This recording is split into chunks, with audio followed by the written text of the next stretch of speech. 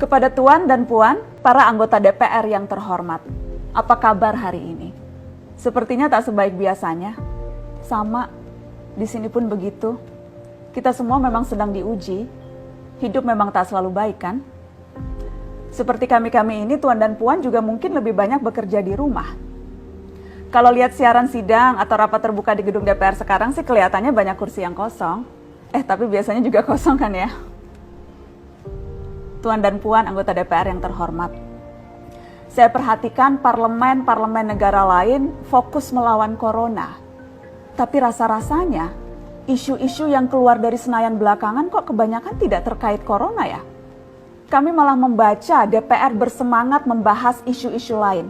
Contohnya, rancangan Undang-Undang Cipta Kerja yang banyak ditolak karena dinilai mementingkan kepentingan investor di atas kebutuhan pekerja.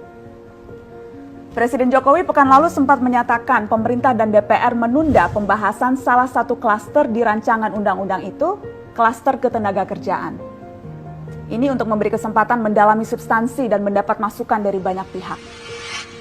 Berpegang pada alasan itu, maka sudah seharusnya klaster lain dalam RUU Cipta Kerja pun perlu ditinjau ulang.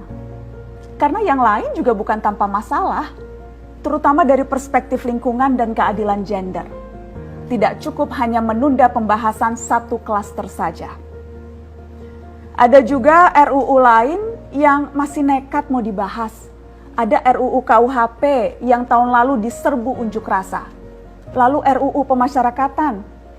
Ada koruptor yang sudah ngebet pengen bebas kah? Apa kabar Pak Yasona?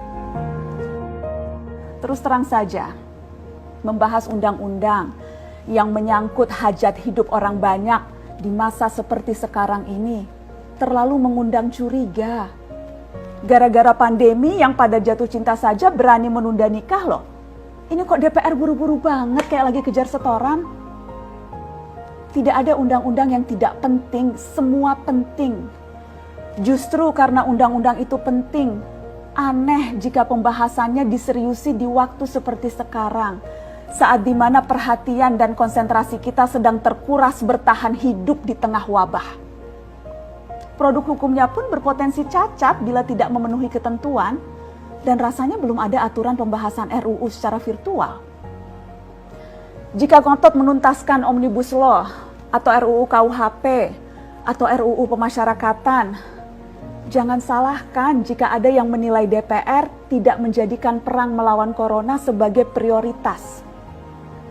Saya percaya setiap tindakan dan keputusan di masa krisis mencerminkan skala prioritas. Atau memang inikah prioritas wakil-wakil rakyat kami saat ini? Bikin ribut juga jelas tak seharusnya jadi prioritas. Satgas COVID-19 DPR kemarin dikabarkan mengimpor jamu ilegal dari Tiongkok secara besar-besaran untuk pasien positif virus corona. Satgas kemudian membantah itu, katanya ini diproduksi di Jakarta dan merupakan sumbangan Wakil Ketua DPR RI Sufmi Dasko yang akan dibagikan gratis ke berbagai rumah sakit. Kemudian dikabarkan juga jamunya mengandung bahan berbahaya dan belum terbukti klinis. Satgas lagi-lagi membantah, katanya sedang proses mendapatkan izin edar di Badan Pengawasan Obat dan Makanan. Sedang itu berarti belum kan ya? Tuan dan Puan yang terhormat, niat baik pun perlu proses yang baik. Proses yang semrawut hanya akan disusul polemik. Sementara sekarang kita sedang banyak-banyaknya menaruh harapan kepada negara. Tindak tanduk DPR salah benarnya akan selalu dilihat. Makanya sempat ramai juga warganet mengkritik Satgas COVID-19 DPR RI yang berfoto mengenakan APD saat hendak berkunjung ke rumah sakit darurat Wisma Atlet menyerahkan sumbangan DPR. Ini dinilai melukai hati masyarakat. Tenaga medis kita saja bertaruh nyawa benar karena kekurangan APD.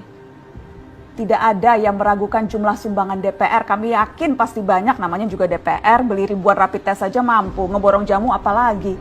Tapi ini soal rasa dan empati. Kecuali ya, kalau yang dipakai anggota DPR itu APD yang lain, alat pelindung dewan. Salam hormat dari kami yang kalian wakili.